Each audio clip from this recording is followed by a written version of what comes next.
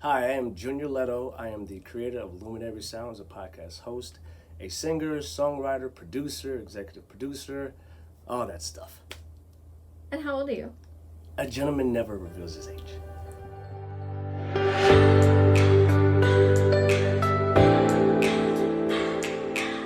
Junior, I have a question for you to start off our conversation. I'm a little scared, but let's go. What do you think people's first impression of you is? I think the first impression would be I'm a very determined hard worker. And where do you think they would get that from? Because I just don't give up. I feel like everything that I try to do, I'm always pushing the envelope, pushing. I'm never stop. I'm never still. I'm just always doing something. So just doesn't stop. I think people see me as like this guy's like determined because I hear it mostly from people like, man, you work really hard. So Where are you from originally? Mississippi, yes, Okay. yes, and I'm excited to say I'm from Mississippi. I got here. I don't know if I can kind of leap ahead, but Please. I got here because in Mississippi there was Hurricane Katrina. Hurricane Katrina came and it literally blew me over here. So when Hurricane Katrina came, there was a helicopter dropping MRE packs from the sky, and that was my meal for the night. After that meal, I was sitting there eating. I think it was number 13. Let's say it's jambalaya, right? I'm eating number 13, and I have a cap full of water to make it hot. Military people, they would know what I'm talking about. Put the cap full of water in there, and it's steaming right in front of me. It's getting hot, and I'm thinking like, this is crazy, but at the same time, as I'm eating this delicious number 13 jambalaya, I cannot live here anymore. This cannot be my new reality. So that's kind of what got me here. Yeah. And so, The story's deeper than that. well, I was going to say, so it blows you to California. Well, it blew me to California because in Oxnard there was a sheriff, and he had a twin brother who lived in Diamond Head, Mississippi. That's where I was during the storm.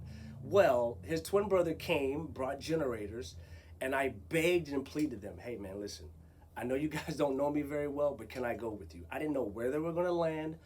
I just know I had to get out of Mississippi. And I did every single prayer I could, like, God, please, these guys give me an opportunity. I know they don't know me, but I'm a good guy. They let me come over here, and I've been here ever since, yeah. So you knew no one over here? I knew nobody. I got here with probably $10, $15 in my pocket. I went to the Red Cross. Red Cross gave me a card. It's probably the only time I cried during Hurricane Katrina because I then realized that, okay, this is my new reality. Like, I don't have anything. My family's in the South. I'm here all alone. But I was there at the time with a past girlfriend.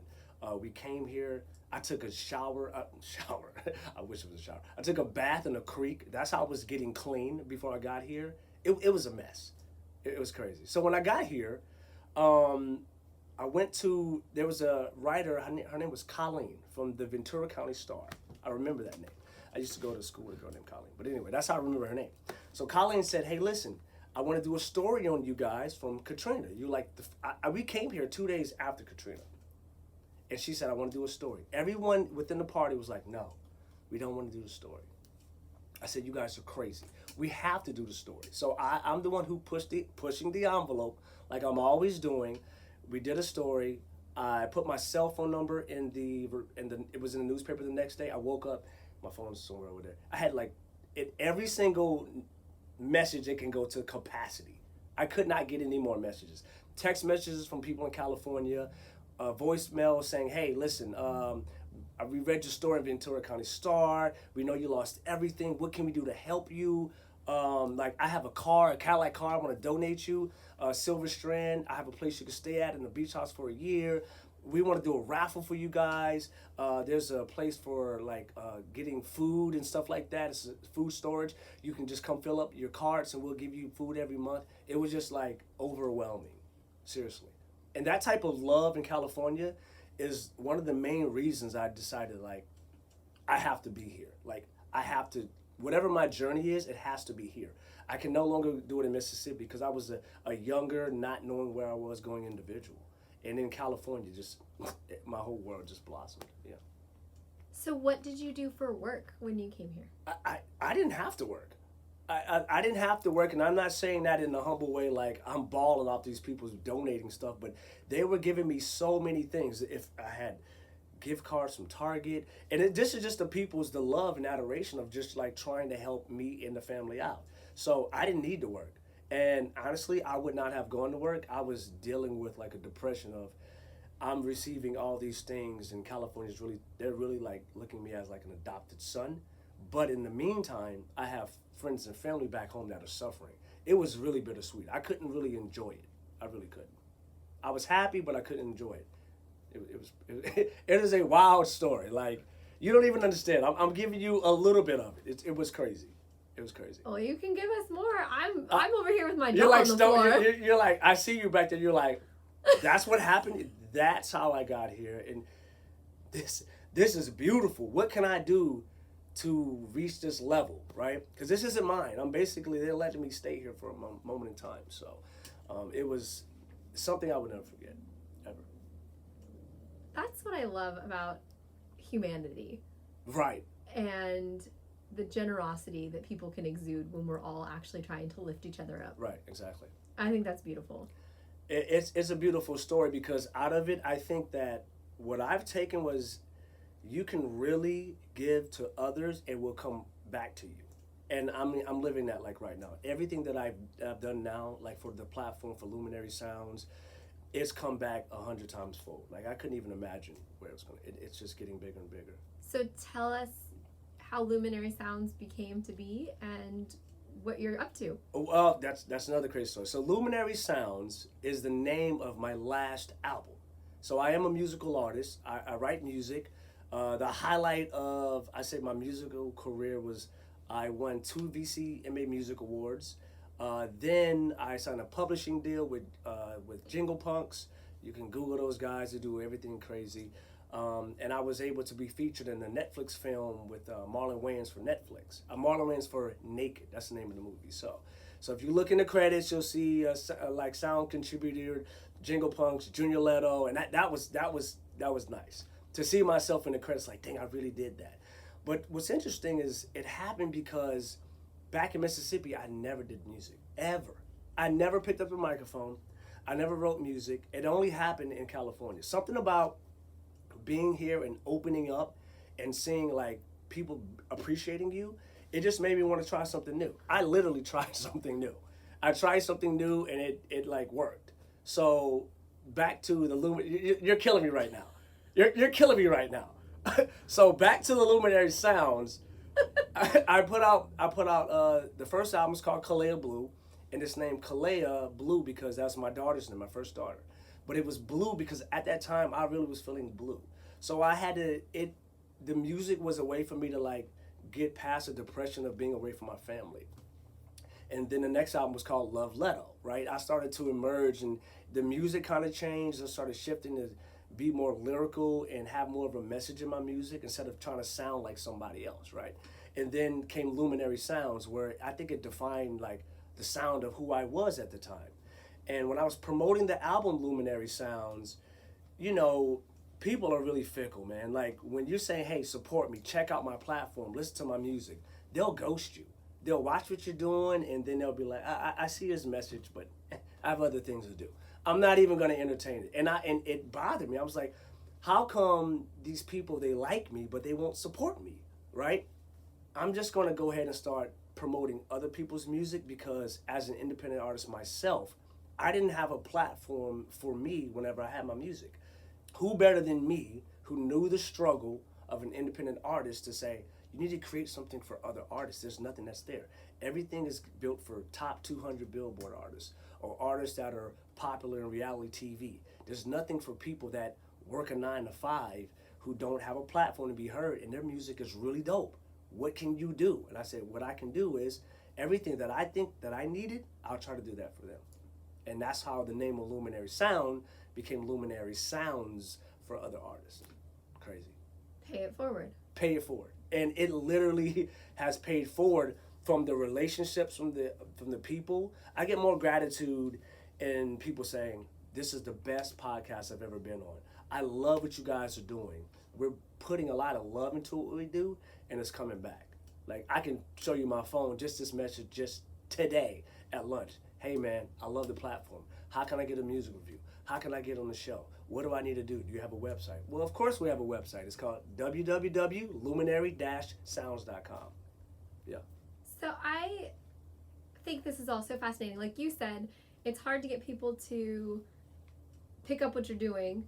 So Yes. I understand the refocus. But then what you said about all these people are doing such great things, Mhm. I think that's my favorite part about this show. Yeah. Is that I have learned so many amazing things Yeah. about people. And you and I met at the magazine release party that Andrew, who was last week's episode, Yeah. put out. And I And actually he's my guy, yeah. He is so cool. That's my guy, yeah. But I made the statement that night at that party to my fiance, and I said, how cool is this? It's a Friday night in Ventura, Yeah. and all these people are here doing things that I never knew existed. Yeah. We would normally be at home on the couch with our cat tonight. Yeah. You told me about the cat. Yeah. You told me about the cat, exactly. Yeah. So yeah. I just find that so fascinating. So kudos to you, man. Thank you. I mean, it's really not just, it's not really to me because it's just kudos to everybody who gave it a chance, because I had this thing for, when I started shooting, they were like, well, why are you promoting other people instead of yourself? Man, this is a great album. I'm like, it's going to come in due time. Like, I probably have more streams now on my last album than I've ever had, and I'm not even promoting it. Just because people are they're interested in who is this Junior Leto guy who says he's an artist, right? And then when they see the work, and they Google and they look, they're like, wow, he has a lot of content out there. But that part, I needed to do that to prove to other people that I have been in your position before. So give me the opportunity to try to open up a platform for you. Yeah. So what is something that would surprise people to know about Junior? Oh man, something that was I am a autism dad. I have a son that has autism, and he is a little genius. This kid is like amazing. His name is Amari. When people see him, they don't think he has autism because of how far along he's gone. Like when he was a year and a half, he wasn't speaking literally at all, but he goes to therapy every single day. He's 4 now, and this kid is just, he's exactly like me. I do this weird thing, I'm not gonna do it on camera, where I get my ear and I flip my ear inside my ear. And then my son, he's watching me, and I played around, did it. And then he literally did his ear like that. I was like, you're my son. That's crazy. This kid, he could do everything. Smart as a whip, yeah. That warms my heart. Yeah. So I have beautiful children. My daughter Kalea, named the album after her. My daughter Tiana, my son Amari, and I have a brand new 11-month-old named Malia, and she's a star, right? I'm not a star. She's a star. So one last question to kind of close out this fantastic conversation that I have enjoyed tremendously, and my cheeks literally hurt from smiling. You've been shocked back there. Yeah. But I'm so overjoyed with everything you've said. My cheeks literally hurt right now. If you were walking down the street, yeah, and people were passing you by as you leave the studio, let's say, or just on your way to pick up your kids, right, and there was one thing, you could hold up a sign that said one thing about Junior, what is it that you would want people to know about you? Ooh, one thing I want people to know about me. That's a tough sign, because I think there's a few things that people I think need to do, and it will really help themselves out as well as the world. They need to really love themselves and believe in themselves, and not look at other people and what they're doing. Just focus on yourself. Because when you focus on somebody else's journey, then your journey is all out of whack. Like your journey and your time is completely different from somebody else's, right?